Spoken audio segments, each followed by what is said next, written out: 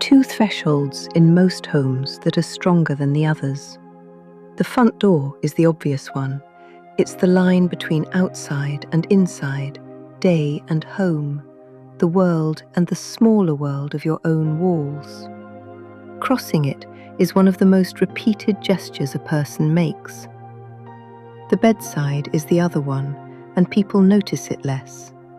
It's the line between the day and the night, between awake and asleep, between the body that has been carrying things and the body that will set them down.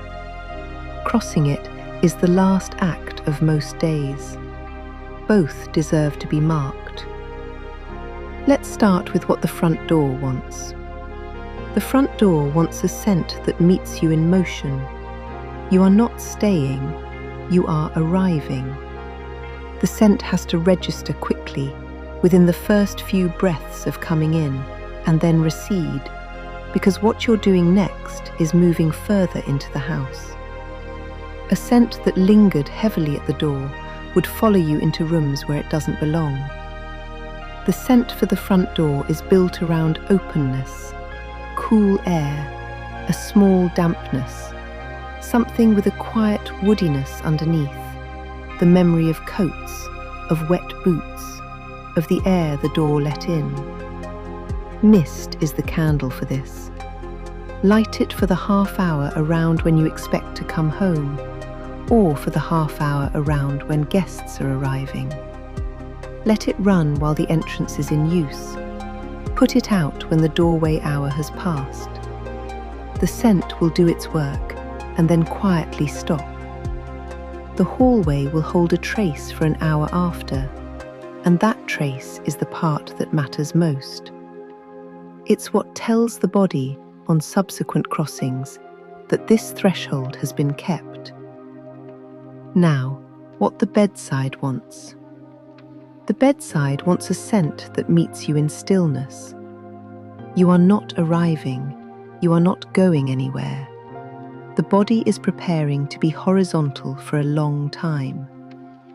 The scent has to register softly, not announce itself, not produce a wakeful response, and then accompany the slow folding down the body is already doing.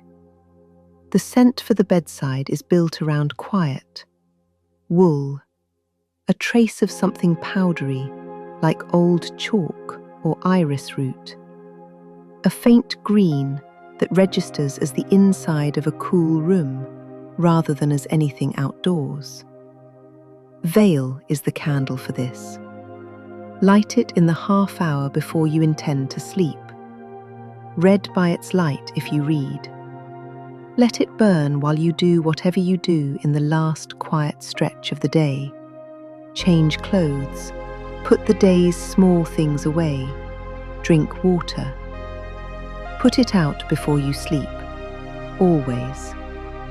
A candle next to a bed is not a candle to leave burning. The room will hold the scent for the first half of the night. By morning, it'll be gone. The bedside has been marked. The body has crossed. So, what about using both? Most homes can absorb both candles without competition. The front door candle is for daytime and early evening. The bedside candle is for the last hour. They don't overlap in time, and they don't overlap in space.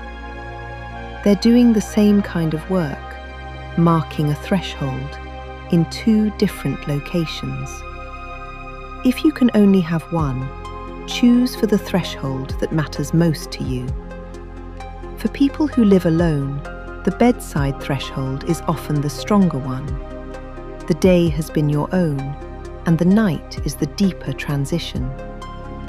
For people who share the home, the front door threshold is often the stronger one, since the entrance is where the most cycling happens. Either is correct.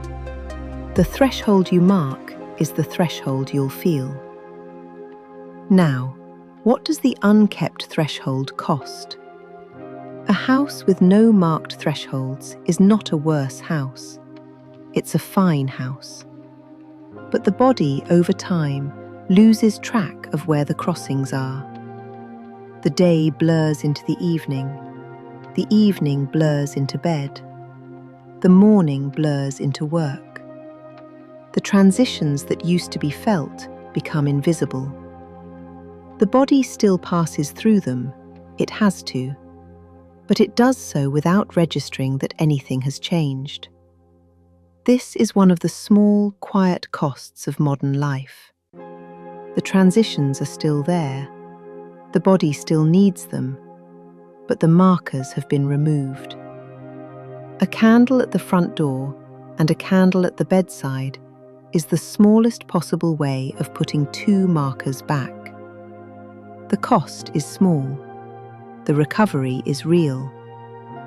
And here's the last thing. The room knows. If you keep these two thresholds for a few weeks, the rooms will start to feel different. The hallway will read as an entrance again, not as a corridor you walk through. The bedroom will read as a sleeping room, not as a room with a bed in it. The architecture of the house will reassert what it's for, because you've given it the marker it needed. This isn't mystical. It's what happens when small, repeated gestures train a space. The room knows. So, eventually, will you.